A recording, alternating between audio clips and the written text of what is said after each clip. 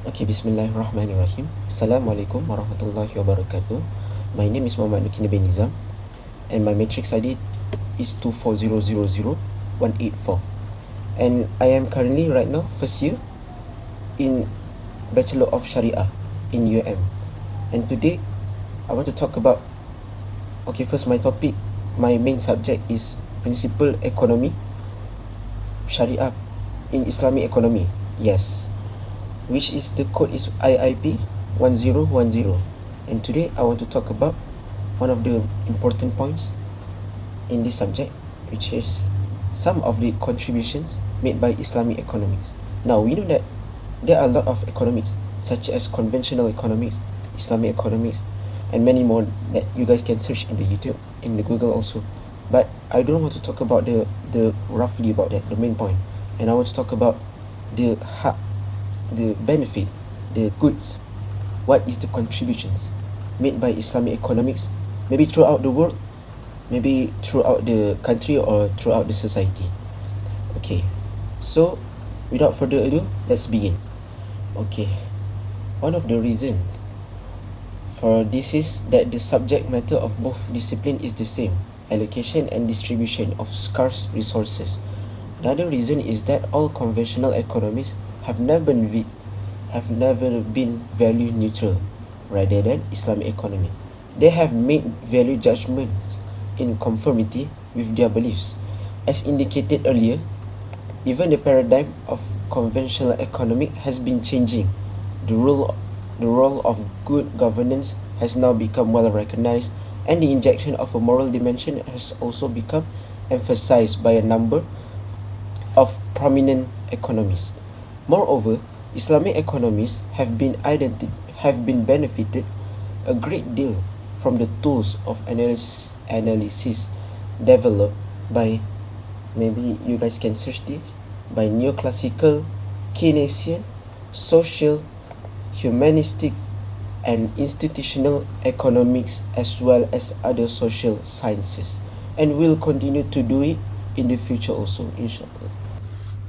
Okay, now let's move on to my first point in what contributions that has been made by Islamic economics, maybe throughout the world, throughout the society, or throughout the country, but I will talk about in general. So now, for the first, we have the fallacy of the Great Gap Theory. So I do not wish to talk about what is the Great Gap Theory, but you guys can check also in the Google or ChatGPT. But I will talk about roughly that this idea is based on, created by Joseph Schumpeter in his book is 1954. So I will talk about what Islamic economics has, what the effect, the benefits, the contributions that has been made by Islamic economics, which is the fallacy of the Great Gap Theory. So, a number of economic concepts developed in Islamic economics long before they did in conventional economics. These cover a number of areas, including interdisciplinary approach, property rights, division of labor, and specialization, the importance of saving and investment for development, the role that both demand and supply play in the determination of prices, and the factors that influence demand and supply, and also the role of money, exchange, and the market mechanism, characteristics of money, counterfeiting, currency debasement, and Gresham's law. So you guys must be asking, what is Gresham's law? I have never heard about this. So I will talk about the main statement that has been stated by Gresham's law is that the bad money drives out good. Yes. So if you guys don't know what is this statement means, that, so you guys can search, but it means that you can understand yourself, right? Bad money drives out good money. So this is stated by Gresham's law, and you guys can check it in the website. So we will continue our point. So the development of checks, letters of credit and banking, labor supply and population, and the role of the state, justice, peace and stability in the development, and also principles of taxation. And it is not possible to provide comprehensive coverage of all the contributions Muslim scholars have made to economics. Only some of their contributions will be highlighted below to remove the concept of the great gap of over 500 years that exists in the history of conventional economic thought as a result of the incorrect conclusion by Joseph Chamter that I have been stated before, right? The one who created the idea of great gap. So the incorrect conclusion by Joseph Chamter in History of Economic Analysis, written in his book 1954, that the intervening period between the Greeks and the scholastics were sterile and unproductive. This concept has been well embedded in the conventional economics literature, as may be seen from the reference to this event by the Nobel laureate Douglas North in his December 1993 Nobel lecture. Consequently, as Todd Lowry has rightly observed, the character and sophistication of Arabian writings has been ignored. You guys can see in his forward book in Ghazanfar. So, this reality, however, is that the Muslim civilization, which benefited greatly from the Chinese, Indian, Sasanian and Byzantine civilizations, itself made rich contribution to intellectual activity, including socio-economic thought. So during the Great Gap period, and they thereby play a part in kindling the flame of the European Enlightenment movement. Even the scholastic themselves were greatly influenced by the contributions made by Muslim scholars, such as you guys maybe know the name of Ibn Sina, Ibn Rushd, and Maimonides, which is death in 1204. A Jewish philosopher, scientist, and physician who flourished in Muslim Spain, appear on almost every page of the 13th century Summa in the book called Treatises written by scholastic philosopher. So now let's move on to the second point. We have multidisciplinary approach for development. So you guys may be asking, why is this statement means to contributions of Islamic economics? What is the contributes? What is the benefit? So I will explain it. Okay, one key contributions of Islamic economic is dynamic, multidisciplinary approach. Okay, during at that time, Muslim scholars did not study only economic factors. Instead, they believed that human well-being results from the long-term interaction of economic, moral, social, political, demographic, and historical factors. No single factor can work effectively without the support from the others. Because of this, justice is central. Without justice, development collapses and society declines. So, Ibn Khaldun, he writes in his book called Muqaddimah, which clearly means introduction in Arabic. This scholarly tradition reached its peak in Ibn Khaldun's Muqaddimah, the first volume of his 7-volume historical work Kitab al-Ibar, Book of Lessons. So Ibn Khaldun lives in at that time 3032 until 1406, when Muslim civilization was declining. He wanted to understand what caused its rise from humble beginnings and its eventual fall. So therefore he studied how and why historical events happen, not just what happened.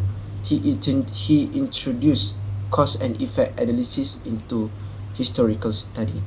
The Muqaddimah, which is the introduction, presents principles that explain the rise and fall of ruling dynasties, states, or Arabic called Dawla, and civilization, or also known as Umrah. So, Ibn Khaldun believed that the fate of a civilization depends on the well-being of its people. Well-being is shaped not only by economics, but also by moral, psychological, social, political, demographic, historical conditions. A decline usually begins when one factor fails. If other factors remain stable, decline may be slow or reverse. If they worsen together, decline spreads through chain reaction, making it difficult to tell cause from effect. This shows he understood that special development is interconnected and dynamic over time. Thus, name it as the human-centered view. So, unlike neoclassical economists, Ibn Khaldun did not simplify analysis by assuming that the other factors stay constant. He recognized that even in the short run, society is always changing. Small changes can trigger reactions across many sectors. Thus, his multidisciplinary approach is more useful for designing policies to improve society. Douglas North also criticized neoclassical economics for failing to explain how economics develop, calling it an inappropriate tool for guiding development.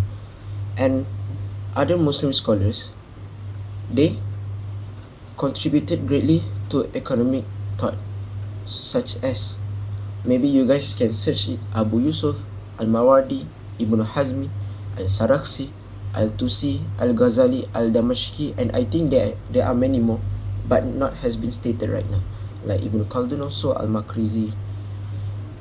Their deep insights became early version of economic theories that the later appeared in more advanced form in modern economics. So, I can say that Islamic economics viewed development as a long-term result of interacting moral, social, political, and economic forces. With justice at its core, Ibn Khaldun's written in his book Muqaddimah represents the peak of this thinking and is an early example of dynamic, multidisciplinary, economic, and historical analysis. So, you guys can see the difference between conventional economic and Islamic economics, right? There are justice also in Islamic economics rather than conventional. So let's move. Okay, so for my last point, or my third point, in contributions, what Islamic economists do to the world, maybe. So why three? Why did not many more? I only give three to convince people that Islamic economics can also contribute, and it is inefficient compared to the conventional economics who has been changing throughout the years and is not really fitted to our society right now. So for my last point is division of labor, specialization, trade, exchange, and money banking. So you guys may be asking what is this means. So you guys can hear my explanation. Many scholars stress the importance of division of labor for economic development long before conventional economics did. Al-Sarakhsi, which is death in 1090, said that a farmer needs the weaver for clothing, while the weaver needs the farmer for food and cotton. Thus, each person helps the other through his work. About a century later, Al-Damashqi added that no person can master all industry because life is short. Yeah, you guys know that. All industries depend on one another. Construction needs the carpenter needs the ironsmith needs the miner, and all need buildings to operate. Therefore, people gather in cities to meet each other's need. It's like chain reaction. Ibn Khaldun rejected the idea of complete self-sufficiency. He emphasized cooperation, explaining that people cannot fulfill all their needs alone. A group can satisfy far more needs through mutual cooperation than individuals working separately. For this reason, Ibn Khaldun may be considered as an early contributor to the idea similar to comparative advantage, later credited to David Ricardo in 1817. The ideas of division of labor and specialization led to emphasis on trade and exchange, properly functioning markets regulated through hisbah, and stable money as a medium of exchange and store of value. At the time, both gold and silver coins circulated, which also known as bimetallism. By means two, right? Since supply and demand differed, their exchange rates fluctuated. Governments later worsened this by debasement, reducing metal content to solve fiscal problem. According to Ibn Taymiyyah and later Al-Makrizi and Al-Asadi, this caused bad coins to drive good coins out, which, yes, what the West later calls Gresham's law in the 16th century, because debasement violated Islamic principle of honesty in value measurement. The fraudulent coin practices of the 14th century inspired extensive writing on monetary theory and policy. According to Baik, I don't know, his name is Baik, Muslims were early developers of literature on currency debasement in the 14th and 15th centuries. To support expanding domestic and international trade, Muslims created a financial system that mobilized nearly all financial resources of the medieval Islamic world to fund agriculture, crafts, manufacturing, and long-distance trade. Financiers were called sarafs. By the time of the Abbasid Caliph al-Muqtadir, which his year is 908 until 932, sarafs performed most function of modern banks. They had their own markets comparable to Wall Street of Lombard Street, serving commerce, agriculture, and industry. This encouraged the use of checks, meaning sab, and the letters of credit in Arabic called hawala. Okay, the English word check comes from Arabic's name as sab, which same also means checking something. So I think that's all from me. So in conclusion, or to sum up everything that has been stated by me before, you guys can also know that Islamic economy has used widely throughout the world, and it did not give bad effects. Instead, it gives good cause and good effects to the person who use it.